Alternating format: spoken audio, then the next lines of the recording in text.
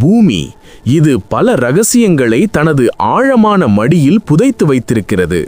சில ரகசியங்கள் புதைந்து கிடக்கின்றன, சில ரகசியங்கள் மறைத்து வைக்கப்படுகின்றன. ஆனால் துருக்கியின் கப்பதோசியா பகுதியில் மறைந்து கிடந்த ரகசியம் மனித வரலாற்றின் அதுவரையிலான புரிதலை தலைகீழாக புரட்டி போட்டது. வருடம் 1963. துருக்கியின் மத்திய அனத்தோலியா பகுதி. அது ஒரு சாதாரண கிராமத்து வீடு. அந்த வீட்டின் உரிமையாளர் தனது வீட்டை புதுப்பிப்பதற்காக ஒரு சுவரை இடித்து கொண்டிருந்தார். சுத்தியலால் அவர் கொடுத்த ஒவ்வொரு அடியும் அந்த சுவரை மட்டுமல்ல, பல 1000 ஆண்டுகளாக உறங்கிக் கொண்டிருந்த ஒரு வரலாற்றை தட்டி எழுப்பிக் கொண்டிருந்தது. சுவர் இடிந்து விழுந்ததும் அவருக்கு பின்னால் வெறும் மண் இருக்கவில்லை, ஒரு வழி இருந்தது. அது ஒரு சாதாரண அறைக்கான வழி அல்ல. குளிர்ந்த காற்று அந்த இருட்டிலிருந்து முகத்தில் அறையும் வேகத்தில் வீசியது. அதுவரை அந்த வீட்டிற்குள் வாழ்ந்த அவருக்கு தெரியாது, தான் இத்தனை ஆண்டுகளாக ஒரு மாபெரும் மர்மத்தின் மேல் வாழ்ந்து கொண்டிருக்கிறோம் என்று. டார்ச் விளக்கை எடுத்துக்கொண்டு அவர் அந்த இருண்ட சுரங்கத்திற்குள் அடியெடுத்து வைத்தார். முதல் சில அடிகள் சாதாரணமாக தெரிந்தன. ஆனால் உள்ளே செல்ல செல்ல அது ஒரு பிரம்மாண்டமான வலையமைப்பு என்பது புரிந்தது. குகைகள், அறைகள், படிக்கட்டுகள் என அந்த பாதை பூமிக்கு அடியில் இறங்கிக் கொண்டே இருந்தது. அவர் கண்டுபிடித்தது ஒரு சுரங்கத்தை அல்ல, அது டெரிங்குயி. நவீன இயந்திரங்கள் இல்லாத காலத்தில், மின்சாரம் இல்லாத காலத்தில், மனிதன் வெறும் கைகளால் மலையை குடைந்து உருவாக்கிய ஒரு நிலத்தடி மெகா சிட்டி. கற்பனை செய்து பாருங்கள், 18 தளங்கள், தரை மட்டத்திலிருந்து சுமார் 280 அடி ஆழம். அதாவது ஒரு 25 மாடி கட்டிடத்தை பூமிக்கு அடியில் தலைகீழாக புதைத்து வைத்தால் எப்படி இருக்குமோ அப்படி ஒரு அமைப்பு. இங்கே சூரிய ஒளியே படாத இந்த ஆழத்தில் சுமார் 20,000 மக்கள் வாழ்ந்திருக்கிறார்கள். ஆண்கள், பெண்கள், குழந்தைகள், வயதானவர்கள் மற்றும் அவர்களின் ஆடு மாடுகள் என ஒரு முழு சமூகமே இங்கே வாழ்ந்திருக்கிறது. ஒன்றல்ல, இரண்டல்ல, பல மாதங்கள், ஏன் பல ஆண்டுகள் கூட இங்கே தங்கியிருக்கிறார்கள். எதற்காக? எதைக் கண்டு அவர்கள் பயந்தார்கள்? எந்த எதிரியிடமிருந்து தப்பிக்க உயிருடன் சமாதிக்குள் செல்வது போல இந்த இருண்ட உலகத்திற்குள் சென்றார்கள்? டெரிங்குயி இது வெறும் கற்களாலான நகரம் அல்ல, இது மனிதனின் உயிர் வாழும் உள்ளுணர்வின் உச்சகட்ட சாட்சி. வாருங்கள், வரலாற்றின் இருண்ட பக்கங்களை புரட்டுவோம். இந்த பிரம்மாண்டமான நகரத்தை எப்படி உருவாக்க முடிந்தது? இதற்கான விடை பல லட்சம் ஆண்டுகளுக்கு முன்பு நடந்த இயற்கையின் சீற்றத்தில் உள்ளது. கப்படோசியா பகுதி முழுவதும் எரிமலைகளால் சூழப்பட்டது. பல மில்லியன் ஆண்டுகளுக்கு முன்பு இந்த எரிமலைகள் வெடித்து சிதறிய போது வெளியேறிய சாம்பல் மற்றும் லாவா இந்த பகுதி முழுவதும் படிந்தது. காலப்போக்கில் இந்த சாம்பல் இறுகி டஃப் எனப்படும் ஒரு விசித்திரமான பாறையாக மாறியது. இந்த பாறையின் சிறப்புத்தன்மையே இதுதான். இது காற்றுப்படாத வரை மென்மையாக இருக்கும். உளியால் சுரண்டினாலே செதுக்கிவிடலாம். ஆனால் காற்று பட்டுவிட்டால் இது இரும்பை போல உறுதியாகிவிடும். இந்த இயற்கையின் கொடையை அன்றைய மனிதர்கள் மிகச்சரியாக பயன்படுத்தி கொண்டார்கள். கிமு 8ஆம் நூற்றாண்டிலேயே, அதாவது இன்றைக்கு சுமார் 2800 ஆண்டுகளுக்கு முன்பே, ஃப்ரீஜியர்கள் எனப்படும் இனத்தவர் இந்த குகைகளை வெட்டத் தொடங்கியதாக தொல்பொருள் ஆய்வாளர்கள் நம்புகிறார்கள். ஆரம்பத்தில் இது ஒரு சில அறைகளாக மட்டுமே இருந்தது. பொருட்களை சேமித்து வைக்கவும் குளிர்காலத்தில் தங்களை பாதுகாத்து கொள்ளவும் இதை பயன்படுத்தினார்கள். ஆனால் காலம் செல்ல செல்ல போர் மேகங்கள் சூழத் தொடங்கிய போது இது ஒரு முழுமையான நகரமாக விரிவடைந்தது. குறிப்பாக பைசாந்திய பேரரசின் காலத்தில், அதாவது கிபி 780 முதல் 1180 வரையிலான காலத்தில், அரேபிய படைகளுக்கும் பைசாந்தியர்களுக்கும் இடையே நடந்த தொடர் போர்களின் போதுதான் டெரிங்கியூ அதன் முழுமையான வடிவத்தை அடைந்தது. தற்காப்பு அரண்கள். டெரிங்கியூ ஒரு வசிப்பிடம் அல்ல, இது ஒரு கோட்டை. ஆனால் மேலே மதில்கள் இல்லாத, கீழே மறைந்திருக்கும் கோட்டை. எதிரிகள் உள்ளே நுழைந்துவிட்டால் என்ன செய்வது? அதற்காக இவர்கள் வடிவமைத்திருந்த பாதுகாப்பு ஏற்பாடுகள் இன்றைய இராணுவ உத்திகளையே வியக்க வைக்கின்றன. நகரின் ஒவ்வொரு தளத்தையும் இணைக்கும் முக்கிய சுரங்கப்பாதைகளில் மிகப்பெரிய வட்ட வடிவ கல் கதவுகள் பொருத்தப்பட்டுள்ளன. ஒவ்வொன்றும் சுமார் 500 கிலோ எடை கொண்டவை. இந்த கல்லின் உள்ள பொறியியல் அற்புதம் என்னவென்றால், இதை உள்ளே இருப்பவர்களால் மட்டுமே உருட்டி மூட முடியும். வெளியே இருப்பவர்களால் எவ்வளவு பலம் கொண்டவர்களாக இருந்தாலும் இதை திறக்கவே முடியாது. மேலும் அந்த கல்லின் நடுவில் ஒரு சிறிய துளையிடப்பட்டிருக்கும். எதிரி அந்த கதவை உடைக்க முயலும்போது உள்ளிருப்பவர் அந்த துளை வழியாக ஈட்டியால் எதிரியை தாக்க முடியும். சுரங்கப்பாதைகளின் வடிவமே ஒரு ஆயுதம்தான். பாதைகள் வேண்டுமென்றே மிகவும் குறுகலாகவும் உயரம் குறைவாகவும் வெட்டப்பட்டுள்ளன. ஒரு முழு இராணுவமே உள்ளே நுழைந்தாலும் அவர்கள் வரிசையாக ஒருவருக்கு பின் ஒருவராகத்தான் வர முடியும். அதுவும் குனிந்து கொண்டே வர வேண்டும். கையில் வாழேந்திய ஒரு எதிரி வீரன் குனிந்து கொண்டே உள்ளே நுழையும் போது அவனது வேகம் குறைகிறது, அவனது பார்வை மறைக்கப்படுகிறது. அந்த தருணத்தில் உள்ளே பதுங்கியிருக்கும் ஒரு சாதாரண மனிதன் கூட அந்த வீரனை எளிதாக வீழ்த்திவிட முடியும். இது ஒரு உளவியல் மற்றும் தந்திரோபாய போர் முறை. சுவாசம். நகரின் நுரையீரல். பூமிக்கு அடியில் 20,000 பேர், கூடவே ஆயிரக்கணக்கான ஆடு மாடுகள், விளக்கு எரிக்க தேவைப்படும் எண்ணெய் விளக்குகள், சமையல் புகை, இவை அனைத்தும் சேர்ந்து ஆக்சிஜனை சில மணி நேரங்களில் காலி செய்திருக்க வேண்டும். மூச்சு திணறி அனைவரும் இறந்திருக்க வேண்டும். ஆனால் அவர்கள் பல மாதங்கள் உள்ளே இருந்தார்கள். எப்படி? இங்குதான் டெரிங்யூவின் பொறியியலாளர்கள் தங்கள் அறிவின் உச்சத்தை வெளிப்படுத்தியிருக்கிறார்கள். நகரம் முழுவதும் 50க்கும் மேற்பட்ட மாபெரும் காற்றோட்ட குழாய்கள் வெட்டப்பட்டுள்ளன. இவை ஒவ்வொன்றும் சுமார் 55 மீட்டர், அதாவது 180 அடி ஆழம் கொண்டவை. இயற்பியல் விதிகளின்படி இந்த குழாய்கள் இயற்கையான காற்றோட்டத்தை உருவாக்குகின்றன. மேலிருந்து வரும் குளிர்ந்த காற்று புவியீர்ப்பு விசையால் அடி ஆழம் வரை செல்கிறது. அதே சமயம் உள்ளே இருக்கும் வெப்பமான காற்று மேலே எழும்புகிறது.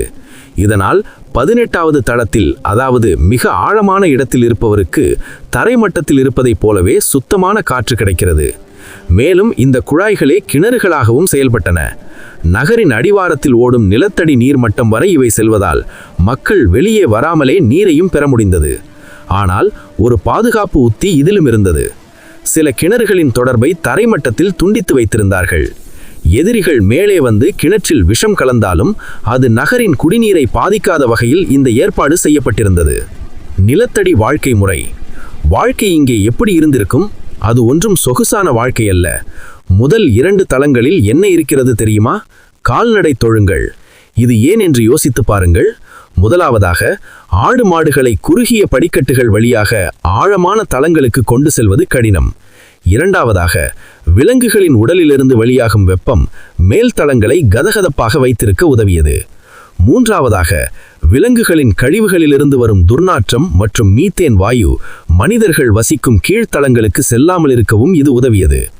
கீழே செல்ல செல்ல ஒரு முழுமையான சமூகம் இயங்கியதற்கான தடயங்கள் கிடைக்கின்றன. சமையலறைகள் உள்ளன. அங்கே கருப்பான புகைப்படிந்த பாறைகள் இன்றும் அந்த கால சமையலின் வாசனையை நினைவூட்டுகின்றன. தானியங்களை அரைப்பதற்கான திரிகைகள், ஆலிவ் எண்ணெய் பிழிவதற்கான இடங்கள், உணவு சேமிப்பு கிடங்குகள் என அனைத்தும் உள்ளன. மிக முக்கியமாக வைன் தயாரிப்பதற்கான இடங்களும் உள்ளன. கப்படோசியாவில் திராட்சை அதிகம் விளையும். வெளியே போர் நடந்தாலும் உள்ளே அவர்கள் வைன் தயாரிப்பதை நிறுத்தவில்லை. இது குளிருக்கு இதமாகவும் மன அழுத்தத்தை குறைக்கவும் அவர்களுக்கு உதவியிருக்கலாம்.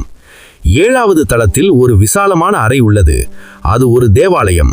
சிலுவை வடிவில் வெட்டப்பட்ட இந்த இடத்தில் மக்கள் ஒன்றாக கூடி பிரார்த்தனை செய்திருக்கிறார்கள். பைசாந்திய கால கிறித்தவர்கள் இஸ்லாமிய படைகளின் படையெடுப்பிலிருந்து தப்பிக்கவே இங்கு அதிகம் தஞ்சம் புகுந்தனர். வெளியே மரணம் காத்திருக்கும் போது உள்ளே மெழுகுவர்த்தி வெளிச்சத்தில் இறைவனிடம் அவர்கள் மன்றாடியிருப்பார்கள். அருகிலேயே ஒரு மத பள்ளிக்கூடம் இருந்ததற்கான அடையாளங்களும் உள்ளன. நீண்ட மேசைகள் போன்ற பாறை அமைப்புகள், மாணவர்கள் அமர்ந்து படிப்பதற்கான இடங்கள் என அனைத்தும் செதுக்கப்பட்டுள்ளன. ஒரு தலைமுறை குழந்தைகள் சூரியனையே பார்க்காமல் இந்த சுவர்களுக்குள்ளேயே பிறந்து வளர்ந்து கல்வியும் கற்றிருக்கிறார்கள் என்றால் அது எவ்வளவு விசித்திரமான வாழ்க்கை! இருளின் உளவியல். உடல் ரீதியான சவால்களை விட மனரீதியான சவால்களே இங்கு அதிகம். சூரிய ஒளி இல்லை. எப்போது பகல் எப்போது இரவு என்று தெரியாது. கால உணர்வு மெதுவாக மழுங்கி போகும். ஒளிக்காக அவர்கள் ஆளிவிதை எண்ணெய் விளக்குகளை பயன்படுத்தினார்கள். ஆனால் அதுவும் குறைவாகவே பயன்படுத்தப்பட்டது. ஏனெனில் விளக்கு ஆக்சிஜனை எரிக்கும், புகையை வெளியிடும். எனவே பெரும்பாலான நேரங்களில் அவர்கள் அரை இருளில்தான் வாழ்ந்திருக்க வேண்டும். தனிமை என்பது இங்கே கிடையாது. 20,000 பேர் நெருக்கமாக வாழும்போது ஒருவருக்கு ஒருவர் அனுசரித்து செல்வதே மிகப்பெரிய சவாலாக இருந்திருக்கும்.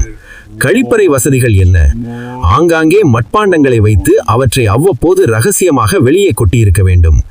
நோய்கள் பரவினால் அது காட்டுத்தீ போல பரவும் ஆபத்தும் இருந்தது. இருந்தாலும் அவர்கள் இதை தேர்ந்தெடுத்தார்கள். ஏன் தெரியுமா? மேலே வெட்டப்பட்டு சாவதை விட கீழே இருளில் வாழ்வதே மேல் என்ற நம்பிக்கை. சுதந்திரத்தை இழந்து பாதுகாப்பை தேடிக்கொண்ட ஒரு இனம் அது. தகவல் தொடர்பு மற்றும் இணைப்புகள். இவ்வளவு பெரிய நகரத்தில் எப்படி அவசர செய்திகளை பரிமாறினார்கள்? ஒவ்வொரு தளத்திற்கும் இடையில் சிறிய விட்டமுள்ள குழாய்கள், அதாவது கம்யூனிகேஷன் டியூப்கள் துளையிடப்பட்டிருந்தன. இது ஒரு இன்டர்காம் போல செயல்பட்டது. மேல் தளத்தில் இருக்கும் காவலாளி எதிரிகள் வருகிறார்கள் என்று அந்த குழாயில் கத்தினால் சில நொடிகளில் அந்த செய்தி 18வது தளம் வரை சென்றுவிடும். இதைவிட பிரமிப்பான விஷயம் என்னவென்றால், டெரிங்யூ தனித்து இயங்கவில்லை. இங்கிருந்து சுமார் 10 கிலோமீட்டர் தொலைவில் கைமக்லி என்ற மற்றொரு நிலத்தடி நகரம் உள்ளது. இந்த 2 நகரங்களையும் இணைக்க பூமிக்கு அடியில் பல கிலோமீட்டர் நீளமுள்ள ஒரு சுரங்கப்பாதை இருந்ததாக ஆய்வாளர்கள் கூறுகிறார்கள். அதாவது இது வெறும் ஒரு நகரம் அல்ல, கப்படோசியா முழுவதும் பூமிக்கு அடியில் ஒரு மாபெரும் சாம்ராஜ்யமே இயங்கி இருக்கிறது.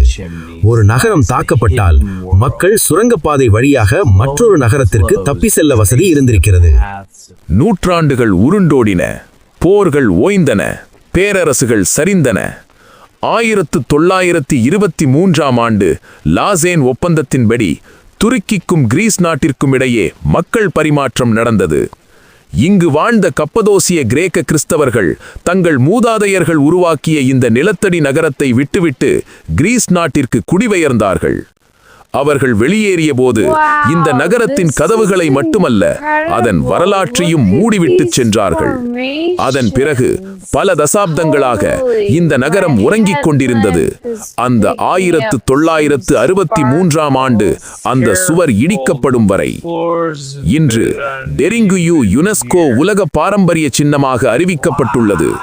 உலகம் முழுவதிலுமிருந்து லட்சக்கணக்கான சுற்றுலா பயணிகள் இங்கு வருகிறார்கள். நாம் டிக்கெட் எடுத்துக்கொண்டு உள்ளே செல்கிறோம், புகைப்படங்கள் எடுக்கிறோம், வாவ் என்று வியக்கிறோம். ஆனால் ஒரு நிமிடம் கேமராவை கீழே வைத்துவிட்டு அந்த சுவர்களை தொட்டு பாருங்கள். இங்கே படிந்திருக்கும் ஒவ்வொரு தூசிலும் ஒரு கதை இருக்கிறது. இங்கே வாழ்ந்த மனிதர்களின் பயம், அவர்களின் நம்பிக்கை, அவர்களின் அழுகை, அவர்களின் பிரார்த்தனை அனைத்தும் இந்த துகள்களில் உறைந்திருக்கின்றன. இந்த 18 தளங்களும் நமக்கு சொல்லும் பாடம் ஒன்றுதான்: மனித இனம் உயிர் வாழ எத்தகைய எல்லைக்கும் செல்லும். மலைகளை குடைவோம், கடல்களை தாண்டுவோம், விண்வெளியை அடைவோம். ஆனால் இவை அனைத்தும் பெரும்பாலும் பயத்தின் காரணமாகவோ அல்லது அதிகாரத்தின் காரணமாகவோ தான் நிகழ்கின்றன. டெரிங்குயு இது வெறும் பொறியியல் அதிசயம் மட்டுமல்ல, இது மனித மன உறுதியின் நினைவு சின்னம். அதே சமயம் மனிதன் மனிதனைக் கண்டு அஞ்சி ஓடிய ஒரு இருண்ட காலத்தின் எச்சரிக்கை மணி. பூமிக்கு மேலே நாம் எவ்வளவு நாகரிகமடைந்திருந்தாலும், எவ்வளவு தொழில்நுட்பங்களை வளர்த்திருந்தாலும், ஆபத்து என்று வந்தால் நாம் மீண்டும் குகைகளுக்குள்ளேயே தஞ்சமடைவோம் என்பதை இந்த ஆழமான கிணறு நமக்கு அமைதியாக ஆனால் அழுத்தமாக நினைவுபடுத்துகிறது. அந்த இருட்டு இன்னும் அங்கேதான் இருக்கிறது, நம் வருகைக்காக காத்திருக்கிறது. இந்த வீடியோ பிடித்திருந்தால் லைக் செய்யுங்கள், ஷேர் செய்யுங்கள், சப்ஸ்கிரைப் செய்யுங்கள். மேலும் தமிழ் வரலாற்று ஆவணப்படங்களுக்கு பெல் ஐகானை அழுத்துங்கள். உங்கள் கருத்துக்கள் மற்றும் பரிந்துரைகளை கமெண்ட் செக்ஷனில் பகிருங்கள். அடுத்து எந்த வரலாற்று நபரை பற்றி வீடியோ வேண்டும் என்று சொல்லுங்கள்.